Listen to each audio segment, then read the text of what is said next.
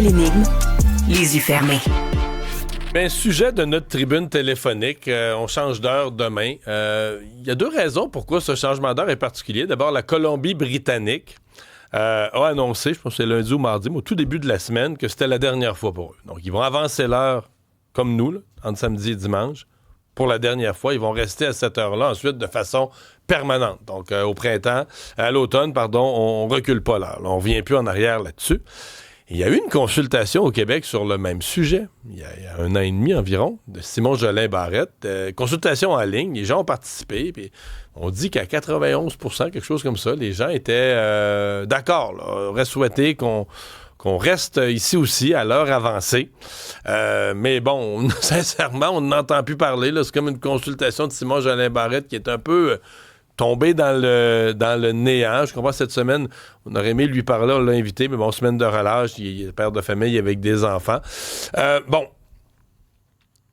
qu'est-ce que vous en pensez? Est-ce que vous pensez que c'est banal? Est-ce qu'on doit... Puis qu'il y a quand même... mettons, notre marché boursier, puis tout ça, on fonctionne avec Toronto, New York. Est-ce qu'on doit rester adapté aux voisins, rester sur le même fuseau horaire que l'Est de l'Amérique du Nord, de la Floride jusqu'à Toronto, jusqu'à Montréal, New York, on a toute la même heure?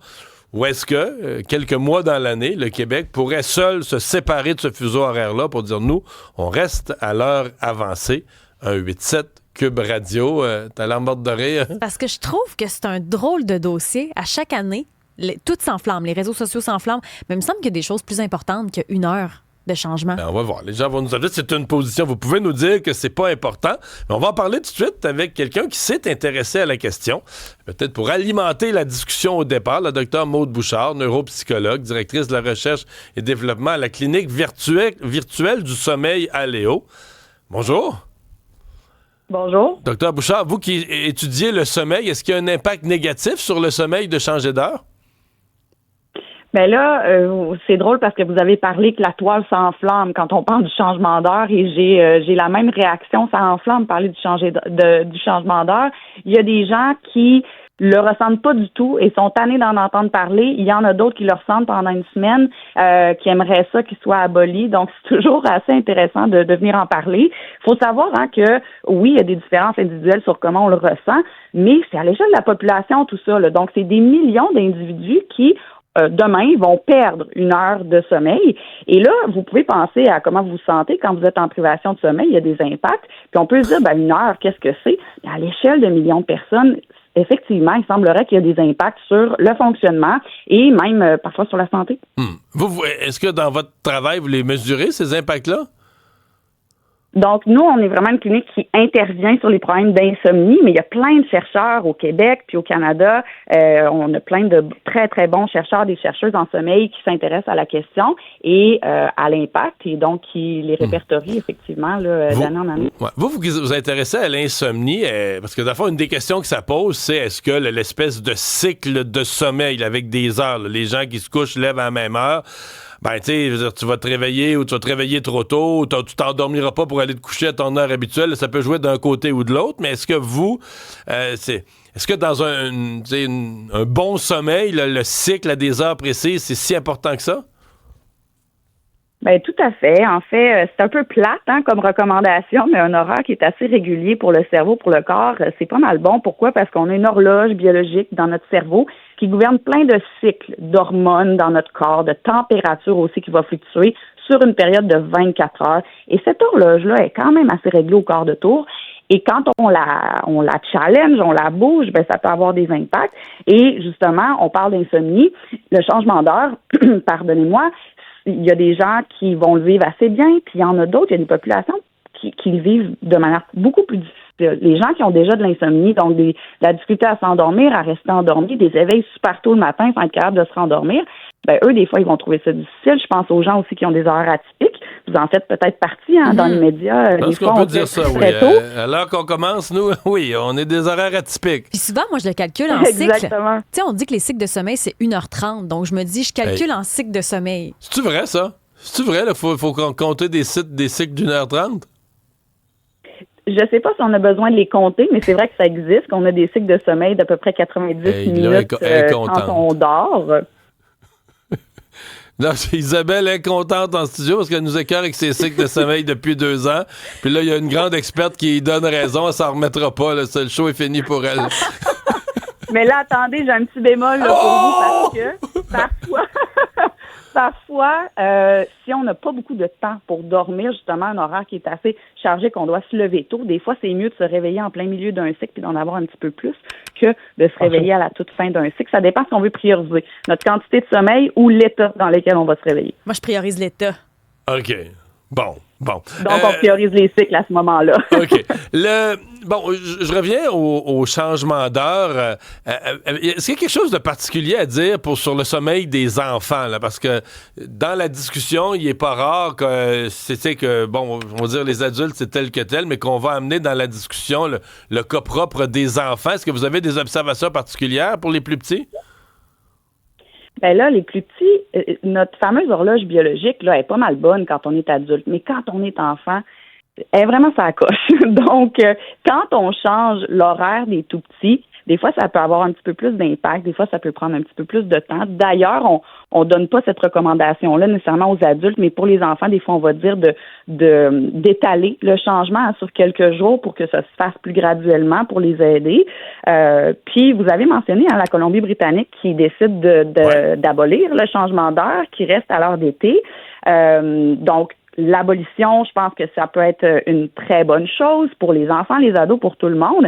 Mais l'heure d'été peut amener aussi d'autres impacts, dont sur les enfants et les adolescents aussi. Robert se dit, si on doit se fier à l'horloge biologique, on ne devrait pas juste suivre le lever puis le coucher du soleil simplement.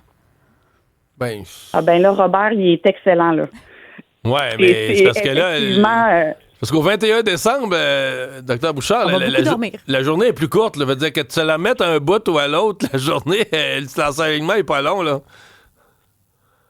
Tout à fait. Mais c'est vrai que l'horloge biologique, elle fonctionne pas juste toute seule. Hein. Elle se synchronise avec des indices, plein de types d'indices. Puis le plus gros indice, c'est la lumière, en fait. Et le matin, le cerveau, il en a besoin de lumière pour comprendre, OK, je sécrète mes hormones pour le jour. Puis le soir, plusieurs heures avant, on parle d'un 2 à 3 heures avant de s'endormir, il y a besoin de noirceur aussi pour comprendre qu'il doit sécréter les hormones de sommeil. Donc, c'est vrai que ça change à travers l'année. Mais la lumière est importante, oui, pour notre cerveau, notre corps, notre sommeil. Maude Bouchard, neuropsychologue, directrice de la recherche et du développement à la Clinique du sommeil à Léo. Merci d'avoir été avec nous. Au revoir. Et on va enchaîner. Tout de suite, on va aller à Chantal qui est en ligne. Chantal, bonjour. Bonjour. Double question. Est-ce que c'est un débat important pour vous? Puis est-ce qu'on devrait arrêter de changer l'heure?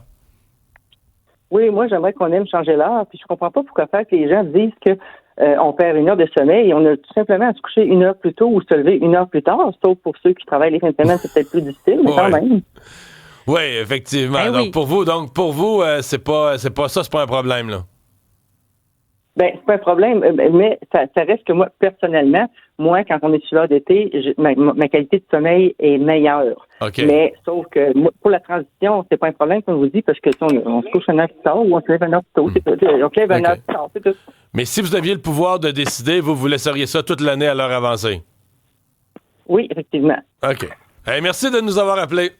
Au revoir. Bon, Yves, il dit, impact négatif, ça me fait rire parce qu'il y a du monde qui partent en voyage, ils ont 3-4 heures de décalage horaire, puis ça, c'est correct, mais 1 heure, 2 fois par année, lui, ça le fait rire. Il y a Steve, lui, c'est l'inverse. Il dit, moi, ma conjointe, puis moi, le changement d'heure, ça nous affecte pendant 1 heure. Pas juste les enfants, nous autres aussi, on a de la difficulté à se coucher. Ça prend une semaine de se remettre du changement d'heure. OK.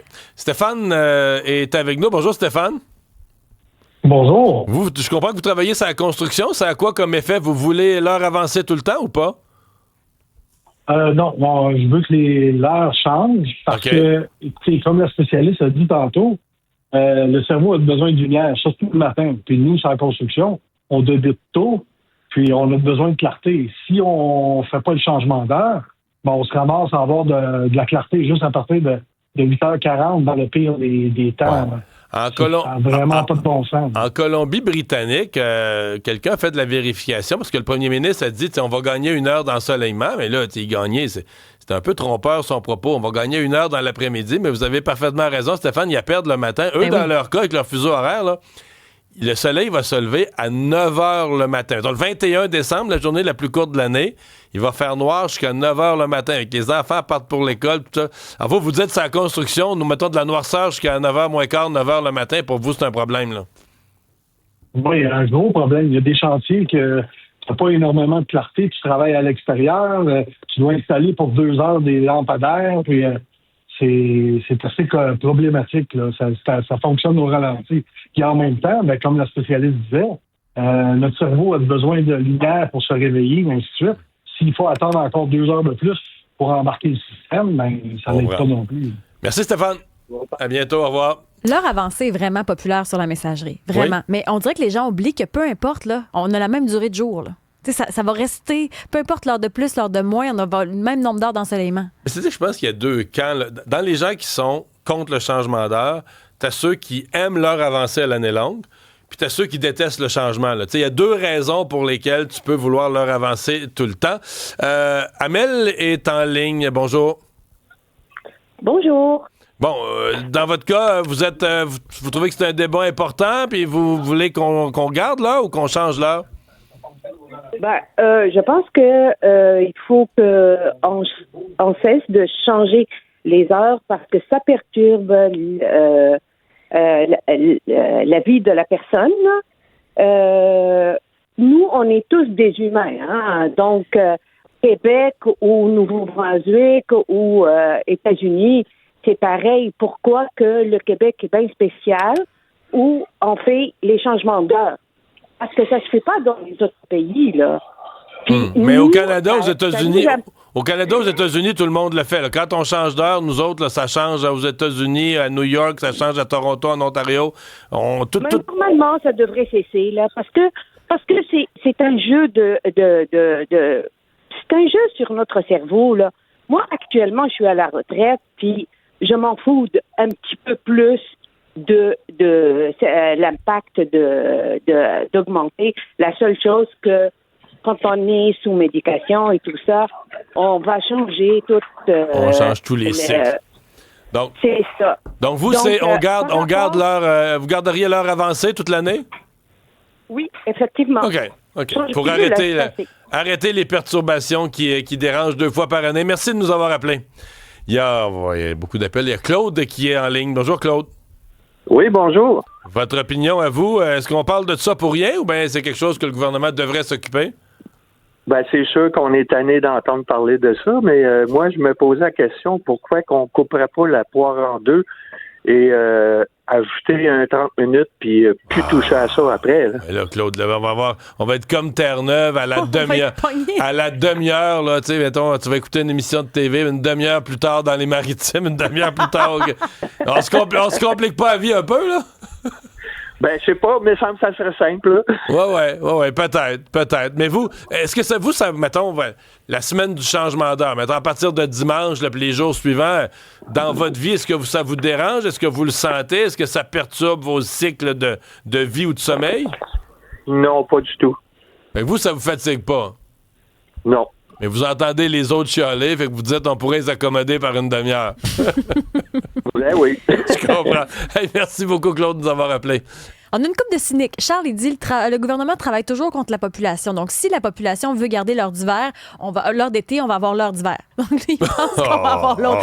François, lui, il dit, Mario, il y a 2 affaires. La première chose, c'est qu'à chaque année, ça revient. Il y a des consultations, il y a des études, on en parle, il se passe jamais rien. Il dit, fait qu'on devrait peut-être arrêter d'en parler pour qu'il se passe quelque chose. Ouais, mais quand on dit qu'on en parle tous les ans, il y a un crescendo, là. Je veux dire, il y a 20 ans, on ne parlait pas de ça. Très peu. Un petit mini-chialage. Il y a un crescendo depuis quelques années. Il y a une intensification. Puis il y a des experts qui ont documenté les problèmes.